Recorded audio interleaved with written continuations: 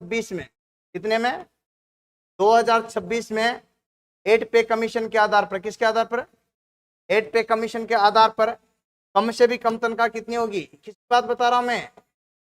2000 किसकी बात बता रहा हूं? 26 की। कौन सा पे कमीशन बता रहा हूं? 8 पे कमीशन के आधार पर एक एएलपी की जो तनख्वाह होगी, आपको बताता हूं, लगभग 2 लाख वर्तमान में। हाँ हाँ, आपको ये अजीब सा लग रहा क्या? अरे इतना नहीं होता क्या? अरे ट्रेनिंग के बाद ही, ट्रेनिंग में भी लगभग पूरा ही पेमेंट मिलता है, एक दो चीज को छोड़ करके, ठीक है? अब सुन लो, अरे परेशान मत हो, आपको ज्यादा डाउट हो रहा तो मैं क्लियर कर देता हूँ। ये होती है एलपी, फिर इसके बाद में तुम जो है यहाँ पर एलपी बन जाओगे, फिर इसके बाद में सीनियर एलपी बन जाओगे। अरे सीनियर एलपी फिर क्या हो जाएगा? एलआई बन जाओगे, फिर सीएलआई बन जाओगे। यहाँ तक तो आपको जाना ही जाना है। यहाँ जीडीसी तुम दे ही लोगे, मुझे पता, तुम एग्जाम फाइट करते थे, जीडीसी कौन सा नहीं दोगे, तुम दे लोगे। इसका मतलब यहाँ तक आप जब जाओगे तो आप मान भी नहीं पाओगे कि आपकी जो तनख्वाह है ये आराम से कितने तक पहुंच जाएगी। आपको कल्पना भी है ये तनख्वाह कितने तक पहुंच जाएगी, आप सोच भी नहीं पाओगे इतनी तनख्वाह पहुंच जाएगी। जी कितना? यहाँ आराम से 26 में 2 लाख लगभग होगी। कितने में?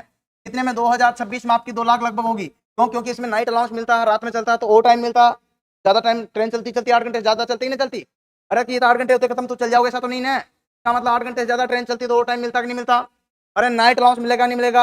और टाइम मिलेगा नहीं मिलेगा? तुम जितनी ट्रेन चलाओगे उसका माइलेज होता है, उसको किलोमीटर से बोलते हैं, वो भी मिलेगा। तो ये तीन चीजों मिलकर के, नाइट अलाउंस, अलाउंस, किलोमीटर और क्या? ओवर टाइम, ये तीनों चीजें मिलकर के आपका पेमेंट से दुगुना हो जाता। क्या हो जाता? मान लीजिए आपका पेमेंट यहाँ पर कितना, 1 लाख रुपए है, ये 50,000 तो उसका 1 लाख हो जाता। क्या हो जाता? दोगुना। क्या हो जाता?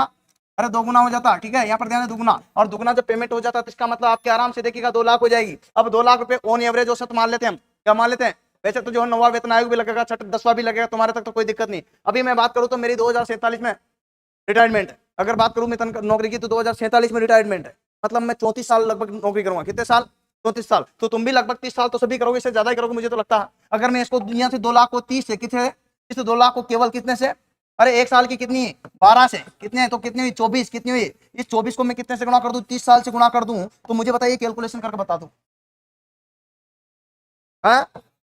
7 करोड़ 20 लाख। तो ये करोड़ हो गया, करोड़ क्या हो गया? 7 करोड़ 20 लाख। अब सोचो आप करोड़पति हो कि नहीं हो?